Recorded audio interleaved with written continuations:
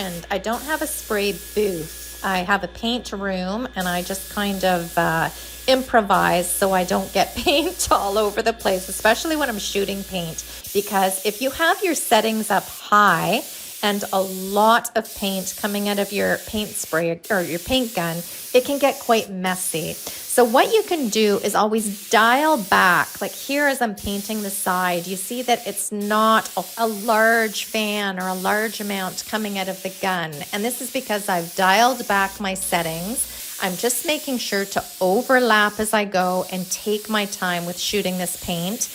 And it really keeps the paint room nice and clean. I don't have a lot of overspray at all. Now, I don't usually keep it this low when I'm spraying furniture, but I did want to show you for demonstration purposes that it definitely can be done. And I'm often asked how much paint is used when I'm brushing in compared to how much paint is used when I'm spraying.